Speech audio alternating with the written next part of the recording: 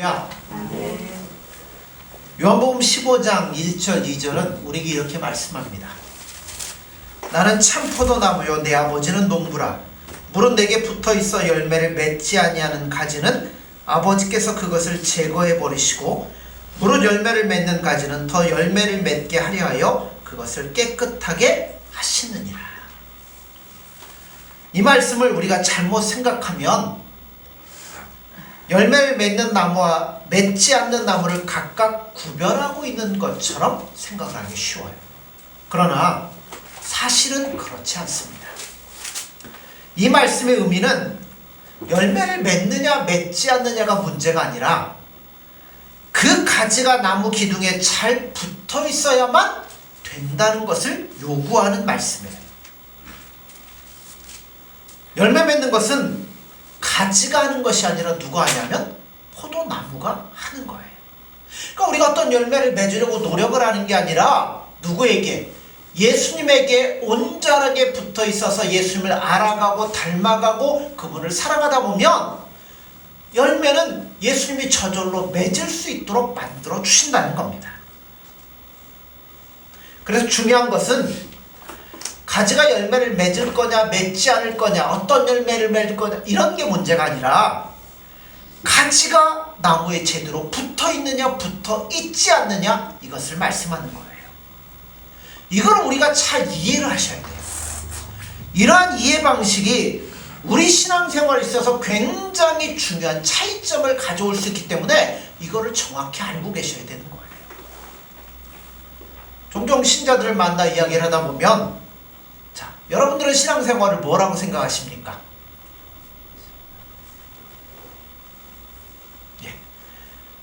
그러니까 대부분의 많은 신자들은 어떻게 생각하냐면 신앙생활하는 것은 내가 하나님으로부터 큰 은혜를 받았으니까 이제 뭐 하자고요?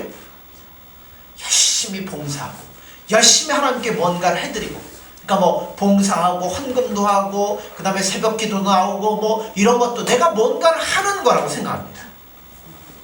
그러나 성경은 그렇게 말씀하지 않습니다. 성경은 우리가 뭔가를 하자는 싸움이 아니라 그 이전에 우리가 어떻게 예수님과 연합되어 있는가 하는 것을 먼저 따지고 확인한다는 거예요. 내가 뭘 했느냐가 아니라 그래서 너는 예수님께 얼마나 붙어 있느냐, 그래서 예수님을 얼마나 아느냐, 얼마나 예수님을 사랑하느냐, 예수님과 얼마나 동행하고 있느냐 이거를 물어보고 있다는 거예요. 우리가 만일 예수님 안에 연합되어서 포도나무 되신 그분께 제대로 붙어있기만 하다면 그 다음 열매 맺는 것은 저절로 맺어질 수밖에 없다는 거예요. 그렇잖아요. 우리가 뭔가를 합시다, 봉사합시다, 노력합시다 그게 아니라 예수님을 사랑하다 보면 예수님과 연합되다 보면 누구를 닮아가게 돼요? 예수님 닮아가는 거죠. 예수님 닮다 보면 어떤 열매가 맺어지겠어요? 예수님 기뻐하는 열매가 맺어질 수밖에 없다는 겁니다. 따라서 신자들에게 있어서 가장 중요한 신앙의 싸움거리는 포도나무 되신 예수님께 얼마나 온전하게 붙어 있느냐예요. 다시 말해 예수님 안에 거하는 삶을 삶으로 예수님을 더 깊이 배워나가는 작업이 아마 우리가 천국 갈 때까지 싸워야 될 가장 중요한 싸움이고 훈련이고 목표일 거라는 겁니다. 이러한 관점에서 볼 때 기독교의 가장 중요한 요점은 선행도 아니에요, 봉사도 아니에요, 활동도 아니에요. 뭐가 제일 중요할까요? 예수님 안에 연합되어서 예수님을 얼마나 많이 배울 것이며 그분을 얼마나 많이 닮아갈 것이며 그분과 사랑하며 교제하며 하나 될 것인가, 이게 제일 중요하다는 거예요. 요한복음 13장부터 17장까지는 어떤 말씀이냐면 이제 예수님이 사역을 마치시고 떠나야 돼요. 그럼 누가 제일 걱정거리로 남을까요? 제자죠. 그러니까 이 제자들에게 주시는 유언의 말씀과도 같다는 겁니다. 그래서 예수님께서 하신 일의 의미와 목적들을 제자들에게 일목요연하게 잘 정리해서 주시는 말씀이 13장부터 17장까지 기록되어 있습니다. 그 중에 15장 9절 우리 한번 보죠. 아버지께서 나를 사랑하신 것 같이 나도 너희를 사랑하였으니 나의 사랑 안에 거하라. 자, 10절입니다. 내가 아버지의 계명을 지켜 그의 사랑 안에 거하는 것 같이 너희도 내 계명을 지키면 내 사랑 안에 거하리라. 자, 하나님께서 예수님을 사랑하신 것은 그의 계명을 지킴으로, 예수님이 그의 명령을 온전히 지킴으로 하나님이 그를 사랑하셨습니다. 동시에 하나님의 사랑 안에 거하는 방법도 그의 계명을 지키는 것이라고 말씀했어요. 마찬가지로 우리도 예수님께서 요구하시기를 우리가 예수님의 계명을 지켜서 예수님의 사랑 안에 거하라 라고 말씀합니다. 이게 무슨 의미인지를 알아야죠. 자, 11절부터 15절까지 우리 한번 교독하겠습니다. 내가 이것을 너희에게 이름은 내 기쁨이 너희 안에 있어 너희 기쁨을 충만하게 하려 함이라. 내 계명은 내가 너희를 사랑한 것 같이 너희도 서로 사랑하는 이것이니라. 사람이 친구를 위하여 자기 목숨을 버리면 이보다 더 큰 사랑이 없나니. 너희가 내가 명하는 대로 너희도 나의 것이라. 같이 봅니다. 이제부터는 너희를 종이라 하지 아니하리니 종은 주인이 하는 것을 알지 못함이라. 너희를 친구라 하였노니 내가 내 아버지께 들은 것을 다 너희에게 알게 하였습니다. 아멘. 자, 계명을 지킬 때 예수님의 사랑 안에 거한다라고 말씀을 했어요. 그리고 11절부터 15절까지 말씀을 하는데 여기 보면 어떤 관계로 계명을 지키라고요? 그렇죠. 너희 종이니까 종은 누가 시키는 대로만 해요? 주인이 그냥 시키는 대로 의미도 몰라요. 아무것도 몰라요. 하라고 하니까 하는 거예요. 그런데 계명을 지킬 때 너희가 어떻게 지키냐면 주인이 종에게 명령을 했기 때문에 어쩔 수 없이 그것을 지키는 것이 아니라 친구의 관계로, 야, 내가 너에게 이것도 알고 이거의 의미도 알고 이렇게 될 것도 아니까 네가 그런 의미로 이걸 지켜봐라 하고 우리에게 주셨다는 거예요. 아버지께서 나를 사랑한 것 같이 나도 너희를 사랑하고 아버지께서 나에게 요구하신 일인 그의 계명을 내가 지킴으로 그의 사랑 안에 거하듯이 너희도 내 계명을 지켜 내 사랑 안에 거하라 라고 주님 말씀하는 겁니다. 그러니까 예수님 우리를 사랑하셨으니까, 우리를 위해 이 땅에 오시고 우리를 위해 십자가에 못 박혀 죽으셨으니까 그냥 우리가 그 보답하는 차원으로 지키라는 게 아니에요. 오히려 친구와 같은 밀접한 관계로 지키라 라고 말씀합니다. 그러니까 이 주인이 종에게 시켜가지고 어쩔 수 없어 사는 게 아니라 친구니까, 사랑하니까, 누구보다도 밀접하고 온전하니까 지키는 모습으로 하라는 겁니다. 그래서 요한복음 17장에 보면, 17절에 보면, 17장에서 보면 뭐라고 말씀하냐면 우리 잘 알죠. 영생은 그렇죠. 유일하신 한참 하나님과 그의 보내신 자 예수 그리스도를 아는 것이라고 했어요. 여기서 안다는 것은 제가 뭐 백집사님을 알고 최집사님을 알고 그런 정도의 아는 게 아니에요. 어떤 관계냐면 부부가 서로를 속속들이 잘 아는 것과 같은 거예요.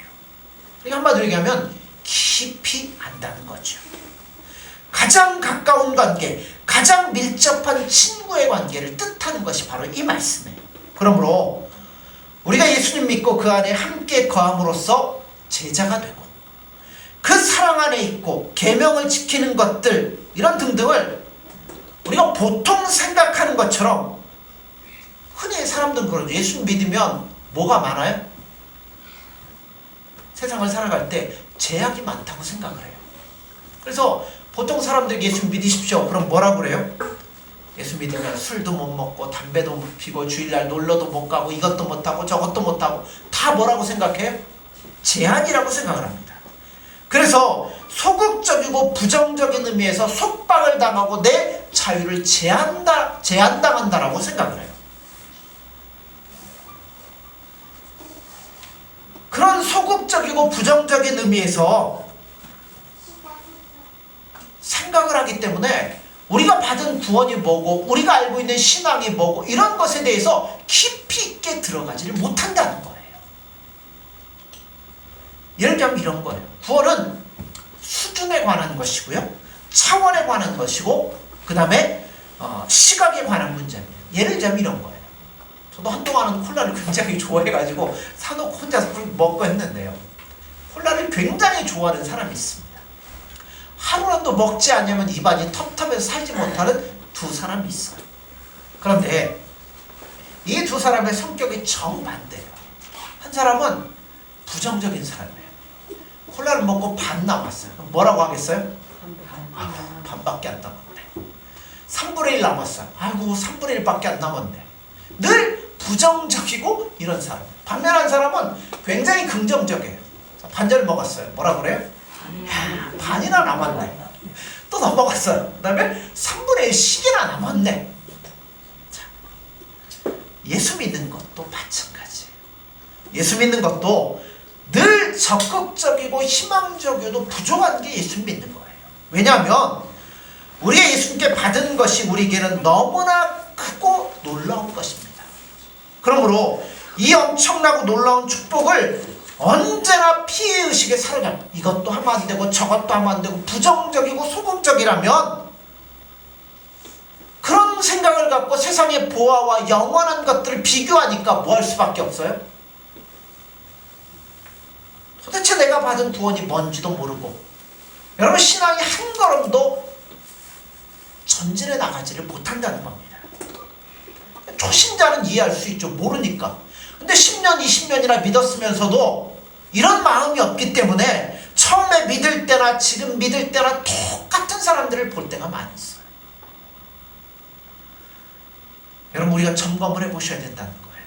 예수님 우리에게 주려고 하는 것들이 얼마나 크고 놀랍습니까? 근데 그 놀라운 것들을 내가 예수님 믿을 때 이거 제한되고 이거 한다고 부정적으로 생각하면요 한 걸음도 나아갈 수가 없어요. 예를 들면 이런 거예요. 만약에 여러분들에게 사귀고 싶은 사람이 있어요.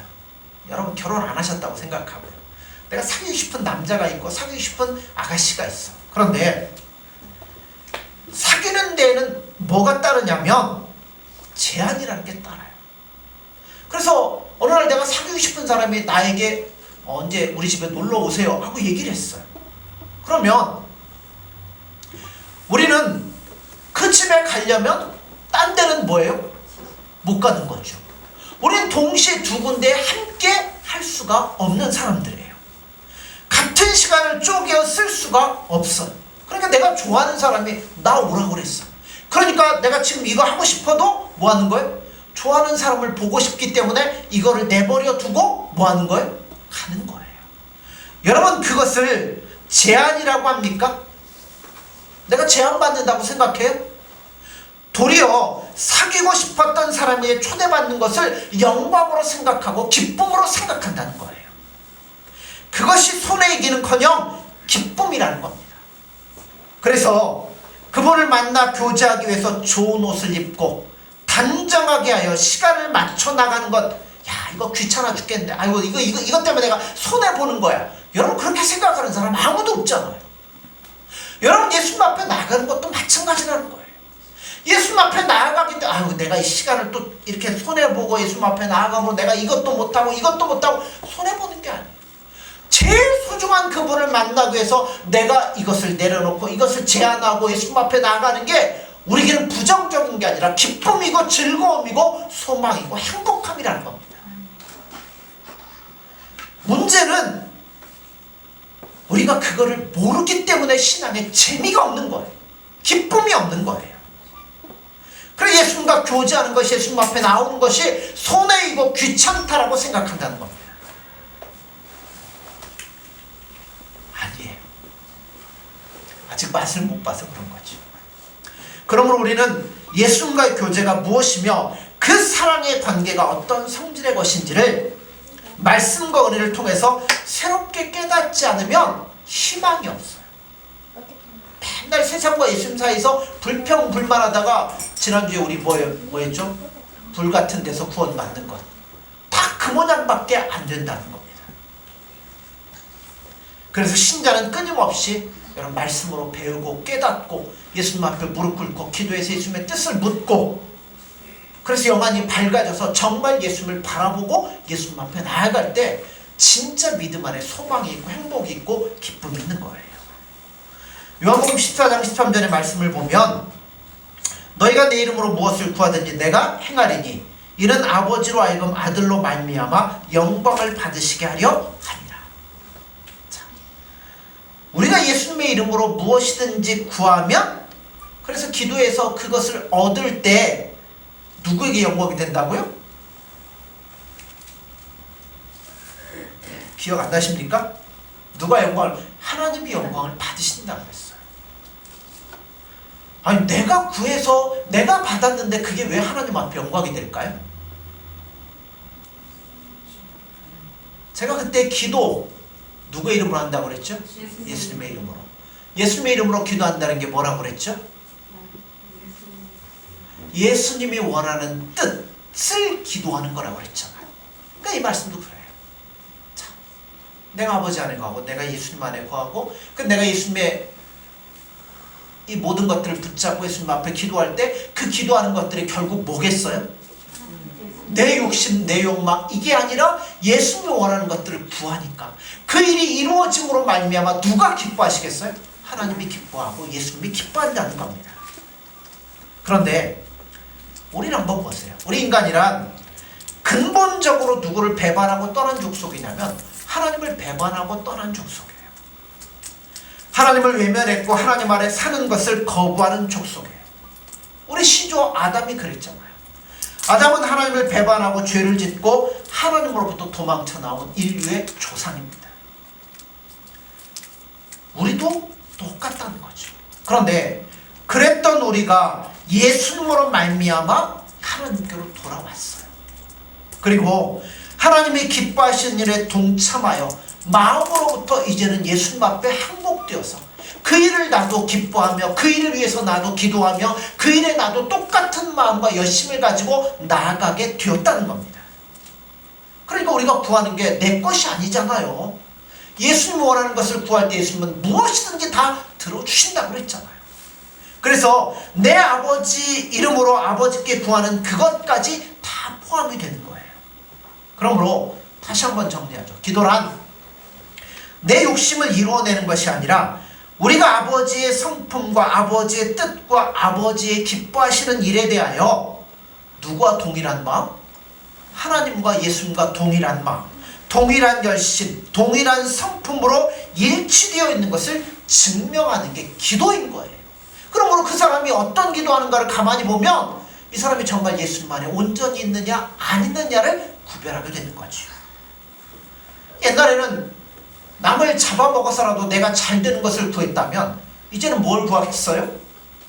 나를 예수님처럼 나를 죽여서라도 다른 사람들을 사랑하고 하나님이 기뻐하는 일을 구하는 자가 되었다는 겁니다. 그러니까 한마디로 얘기하면 뭐가 바뀌었다고요? 종자가 바뀐 거예요. 그전에는 내 마음대로 열매를 맺던 우리가 누구에게 붙어서요? 참 포도나무이신 예수님께 붙을 때 누가 바꿔지는 거예요? 내가 바꿔지게 된다는 겁니다. 바로 예수님이 이 땅에 오신 이유가 뭐냐면 그것을 위해 오셨다는 거예요. 이렇게 해서 마침내 죄악과 멸망의 자리에 있던 우리를 뽑아내시어 하나님의 자녀되는 권세와 영광의 자리에 앉게 되는 일을 예수님이 만드셨고 이루셨다는 겁니다. 그래서 우리가 이 자리에 있는 거예요. 이제 마침내 요한복음 15장 5절의 말씀처럼 우리가 주님의 친구 되는 일이 무엇인가 하는 의미를 분명하게 보게 되는 거예요. 자, 15장 5절에 보면 이렇게 있죠. 나는 포도나무요 너희는 가지라. 그가 내 안에 내가 그 안에 거하면 사람이 열매를 많이 맺나니. 제일 중요하죠. 나를 떠나서는 너희가 아무것도 할 수 없습니다. 자, 15절을 가보죠. 이제부터는 너희를 종이라 하지 아니하리니 종은 주인이 하는 것을 알지 못함이라. 너희를 친구라 하였노니 내가 아버지께 들은 것을 다 너희에게 알게 하였습니다. 이제부터 너희가 뭐라고요? 종이 아니라 친구라는 겁니다. 예수님 우리를 어떻게 대접하시며 어떤 자리로 불러주시고 있는가 하는 것들을 보셔야 된다는 거예요. 따라서 우리는 우리가 가진 것으로 무엇을 만들어 하나님 앞에 드리고 어떤 열심을 내고 뭐 종교적인 행위를 하기 위한 것이 아니라 우리 자신이라는 사람이 바뀌어서 존재가 바꿔져서 하나님 앞에 서게 하려는데 구원의 목적이 있는 거예요. 그거 하려고 예수님이 이 땅에 오신 거예요. 그래서 전에는 하나님이 누군지도 모르고 하나님 앞에 서는 것도 싫었는데 예수님 안에 온전히 붙어있음으로 말미암아 이제는 누가 제일 중요해요? 예수님이 제일 중요하고 그분을 알아가는 게 내 삶의 낙이고 그분과 함께 동행하며 기뻐하는 것이 내 삶의 즐거움이라는 것을 알게 되는 자리에 우리가 섰다는 겁니다. 마치 포도나무가 그 열매를 맺음과 같이 우리는 예수님과 하나가 되어질 때 정당한 우리의 영광과 생명의 열매들을 소유하게 되어진다는 겁니다. 가지는 열매를 맺는 것이 아니라 열매가 매달리는 장소에 불과한 거예요. 이렇게 이해되어질 때야 비로소 누가 중요한 걸 알게 되냐면, 그죠? 가지가 열매를 맺는 게 아니라 그냥 나는 열매가 맺어지는 통로일 뿐이죠. 그러니 뭐가 중요해요? 나무가 중요한 거 아니에요. 그래서 우리가 이것을 알게 될 때 누가 중요한 걸 알게 되는 거예요? 예수님의 소중한 것을 알게 되기 때문에 그분을 더 사랑하고 그분을 더 의지하고 그분을 더 알아가려고 노력하게 되는 겁니다. 우리에게 있어서 예수님의 소중함이 우리에게 열매를 잇게 하는 원인자로서 그 소중함을 새롭게 깨닫고 인식하게 되는 겁니다. 근데요 포도나무 한번 보세요. 그 열매 빼면 쓸 게 뭐가 있어요? 지팡이로도 못 써요. 왜요? 삐뚤삐뚤 해갖고 지팡이로도 쓸 수가 없는 게 포도나무입니다. 그런데 포도만큼 풍성함을 나타내는 나무도 없는 것 같아요. 그 열매가 얼마나 풍성해요. 요새는 뭐 포도도 종류가 많더라고요. 샤인 머스켓도 있고 어떤 포도는 열매가 열리는데 손가락처럼 생긴 이렇게 길쭉한 게 열매 맺히더라고요. 어떤 건 막 한 송이에 막 1kg가 넘어가고 막 엄청 큰 송이도 맺히는데요. 그래서 가나안 땅을 정탐할 때 풍성함을 나타내 주잖아요. 정탐꾼이 거기서 정탐하고 돌아올 때 뭐 갖고 와요? 포도송이를 갖고 와요. 그것도 달랑 이렇게 들고 오는 게 아니라 둘이서 작대기에다가 그 열매를 매달고, 그러니까 얼마나 풍성하게 열립니까? 그런데 그 열매가 우리에게 맺어질 거예요. 바로 이것이 하나님 앞에 영광이 될 거라는 겁니다. 자, 17장 한번 보시죠. 17장 11절.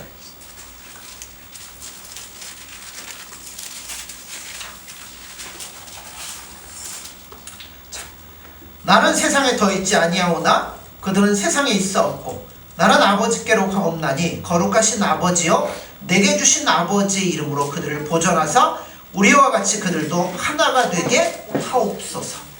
자, 우리를 하나로 부르고 계셔요. 그 다음에 21절 보세요. 아버지께서 내 안에 내가 아버지 안에 있는 것 같이 그들도 다 하나가 되어 우리 안에 있게 하사 세상으로 아버지께서 나를 보내신 것을 믿게 하옵소서.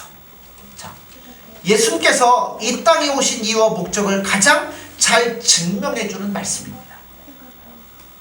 우리가 마침내 하나님과 하나됨으로써 예수님이 이 땅에 오신 목적을 성취하게 되는데요.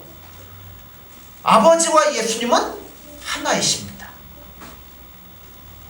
그러니까 하나이기 때문에 마음도 하나고 뜻도 하나고 거기에는 시기와 분쟁도 있을 수가 없어요. 하나이기 때문에.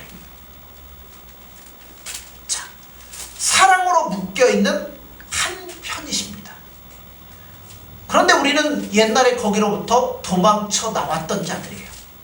그런 우리를 하나 되게 하기 위해서 이제 아버지께서 예수님을 보내셔서 예수님으로 말미암아 우리도 하나가 되도록 만들어 주셨습니다. 인간은 원래 선한 존재가 아니에요. 첫 인간인 아담이 자신 위에 누가 있다는 사실을 참지 못하기 때문에 누구처럼 되려고, 하나님 믿는 것도 용납을 못하니까 하나님처럼 되려고 교만의 자리로 나아갔습니다. 그래서 죄에 빠졌고 하나님과 분리가 되었어요. 에덴 동산은 쫓겨나고 분리가 되었어요. 하나님과 분리된 우리 인생들은 그 누구와도 분리될 수밖에 없는 삶을 살아가고 있습니다. 가장 가까워야 될 부부관계가 부패되어서 분리되는 가정들이 요즘 얼마나 많이 있습니까? 서로 도와야 될 인간관계가 살육과 전쟁으로 이어짐으로 정상이 아님을 증명해 주는 일들이 얼마나 많아요. 그래서 구약 보면요, 대부분 무슨 내용이에요? 전쟁 얘기예요. 성적 타락에 대한 이야기예요. 타락하자마자 아담과 하와가 누구 낳았죠? 가인과 아벨 낳았잖아요. 근데 가인이 뭐 했어요? 아벨을 죽이잖아요. 살인자가 거기 나오지 않습니까? 그래서 성경은 우리 인간의 현 상태가 무엇인가를 항상 증명하려고 해요. 자, 너희들이 이렇다. 그러니까 참 포도나무신 예수님을 보고 그분께 붙어 있어야 된다. 지금 우리가 누구냐는 거예요. 사람은 가만히 놔두면요, 친해지기보다는요, 욕부터 하는 게 사람입니다. 교회 나와서도요, 신앙심이 어지간하기 전에는 자기 외에는 다른 사람들을 우습게 보여요. 저도 예전 보니까 저도 그랬더라고요. 딱 와서 보는데 새벽에 나와가지고 졸고 있는 분들 보면 무슨 생각 들어요? 뭐하러 새벽부터 나와서 졸고 있냐? 그러냐? 집에서 그냥 자지. 뭐 신앙생활 하는데 시원찮은 분들 보면 마음에 안 들어요. 그게 우리의 모습이죠. 예전에. 따라서 인간은 악독이 가득한 자들입니다. 예수님은 우리를 뭐라고 그랬어요? 사람들을 독사의시라고 했고요. 또 열린 무덤이라고 했어요. 이스라엘은 우리하고 매장이 좀 다르죠. 우리는 뭐 요즘도 또 이제 화장하고 하지만 옛날에는 뭐 했어요? 땅을 파고 거기다 관을 붓고 봉부를 세우죠. 근데 이스라엘은 땅을 파는 게 아니고 뭐래요? 산에다 굴을 뚫어요. 굴을 뚫어가지고 한 사람만 있는 게 아니라 커다랗게 뚫어갖고 여럿이 들어갈 수 있도록 만들어 놓죠. 그러니까 다음에 사람 죽으면 또 뭐예요? 거기다 넣으면 돼요. 그러니까 뭘 막아놔요? 입구에다가 돌로서 문을 만들어갖고 막아놓습니다. 그럼 다른 사람 죽으면 문 열어놓고 거기다 넣는 거예요. 근데 그 안에서는 뭐예요? 시체가 썩고 있죠. 그러니까 문을 열어놓으면 뭐 하겠어요? 부패하고 썩고 더러운 것, 그 냄새밖에는 나올 수가 없죠. 인간의 실체가 그러하다는 거예요. 갈라디아서 5장 19절 21절에 보면 이렇게 말씀합니다. 육체의 일은 분명하니 곧 음행과 더러운 것과 호색과 우상숭배와 주술과 원수 맺는 것과 분쟁과 시기와 분냄과 당짓는 것과 분열함과 이단과 투기와 술취함과 방탕함과 또 그와 같은 것들이라. 전에 너희에게 경계한 것 같이 경계하노니 이런 일을 하는 자들은 하나님의 나라를 유업으로 받지 못할 것이요. 자, 죄의 열매인 육체의 열매들을 이야기하는데 가만히 보시면 절반이 뭐에 대한 이야기예요? 분리에 관한 이야기예요. 시기하고 질투하고 당짓고 분냄고 그러니까 제가 아까도 얘기했잖아요. 하나님과 죄로 말미암아 뭐가 들어와요? 분리되기 시작해요. 그럼 우리 인생에는 이런 게 있을 수밖에 없어요. 그러니 죄의 특징 중에 하나가 더럽고 부패된 것뿐만 아니라 분리입니다. 나누임이에요. 싸움이에요. 그러나 이것과 정반대되는 성령의 열매를 한번 보세요. 성령의 열매는 사랑과 희락과 화평과 오래 참음과 자비와 양선과 충성과 온유와 절제라고 했어요. 여기에 분리되는 거 있습니까? 다 뭐예요? 이거는 연합에 필요한 내용이라는 거죠. 죄의 열매들은 모두 나누어 있는 것이라면 성령의 열매는 붙잡아 매는 데 사용되는 거예요. 그러므로 우리로 하여금 신자가 되게 하신 이 하나님의 뜻은 예수님으로 말미암아 우리가 다 연합되게 하려는데 목적이 있다는 겁니다. 세상 재물이 아니고 헛된 이 명예가 아니고 여러분의 마음속에 세상의 허영을 따라가려고 하는 어떤 목적물이 아니라 누구와? 예수님과 하나 되고 연합되게 하려는데 우리를 구원하신 목적이 있습니다. 그래서 여러분 그걸 이제 우리가 알게 됐잖아요. 예수님과 우리가 하나가 되어지고 또 성도와 성도가 하나 되어져서 예수님이 기뻐하는 일에 나를 불러주셔서 예수님과 동일한 마음과 동일한 생각과 동일한 열정을 가지고 나도 그 일에 쓰임을 받게 되었으니 여러분 얼마나 기쁘고 즐겁습니까? 그래서 이렇게 고백하는 자로 바뀌는 거예요. 내가 제일 기뻐하는 것은 또 사모하는 것은 예수님을 배우는 것이고, 내가 예수님을 사랑합니다. 온전히 그분과 동행하기를 원합니다. 이렇게 고백하는 자로 바꿔지게 되는 거예요. 이것이 예수님이 우리에게 요구하시는 수준인 겁니다. 그러므로 자 17장 요한복음 17장 21절 보죠. 아버지께서 내 안에 내가 아버지 안에 있는 것 같이 그들도 다 하나가 되어 우리 안에 있게 하사 세상으로 아버지께서 나를 보내신 것을 믿게 하옵소서. 자, 우리는 예수님을 믿는다고 신앙을 고백함으로써 이 자리에 모여 있습니다. 그런데 만일 우리가 사랑할 줄 모른다면 참 신앙인이 아닙니다. 우리는 더 이상 죄 아래 있지 않고 누구에 있냐면 예수님의 사랑의 은혜 아래 놓여 있는 자들이에요. 그래서 우리에게 요구되는 첫 번째 요구가 뭐냐면 그러므로 서로 사랑하라는 겁니다. 예수님 사랑하는 건 기본이죠. 그게 깔려 있어야 되죠. 그 안에서 뭘 하라고요? 서로 사랑하라는 겁니다. 이 말씀은 조건과 자격을 따지지 말고 사랑하라는 거예요. 사랑할 만할 때까지 기다리고 사랑하고 싶은 마음이 생길 때까지 기다렸다 사랑하라는 것이 아니라 나의 생각과 기분을 뛰어넘어서 예수님이 나를 사랑하셨던 것처럼, 그러니까 내 힘으로 하려고 하면 안 돼요. 이것도 여러분 이렇게 생각하시면 안 돼요. 예수님이 하라고 하니까 열심을 가지고 이것을 지키고 해보려고 노력하는 것, 그러면 안 된다는 거죠. 여러분, 우리가 예수님이신 가지에 매달려 가지고 내가 열매를 맺으려고 막 노력을 합니까? 뭐합니까? 아니죠.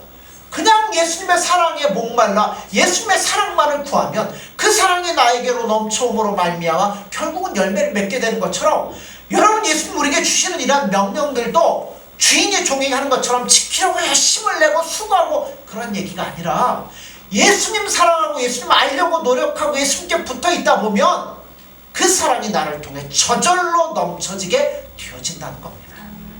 그것 갖고 사랑하셔야 된다는 거예요. 예수를 믿고 기독교 신자가 된다는 것은 능력에 관한 이야기가 아니라 사랑에 관한 이야기입니다. 우리가 영원토록 축복받은 하늘나라에 산다는 것도, 또 그 나라 가면 뭐 황금 보석과 온갖 보석으로 치장되어 있다고 하는데, 여러분 그거는 다 부수적인 겁니다. 그 나라 가서 제일 중요한 게 뭐겠어요? 그렇죠.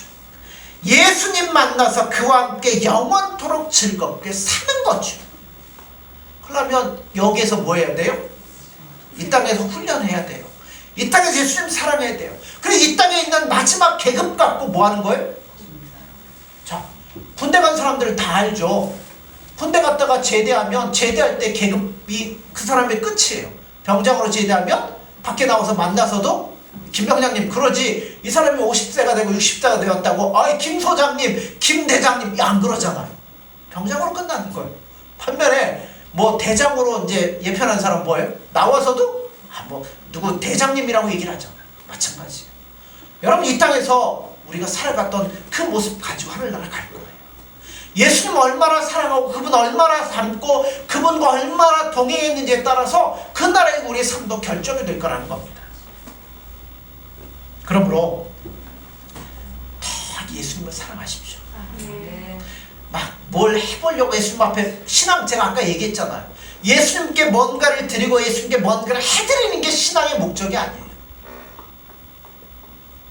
참나무신 예수님을 더 알아가는 것, 영생이 그거라고 그랬잖아요.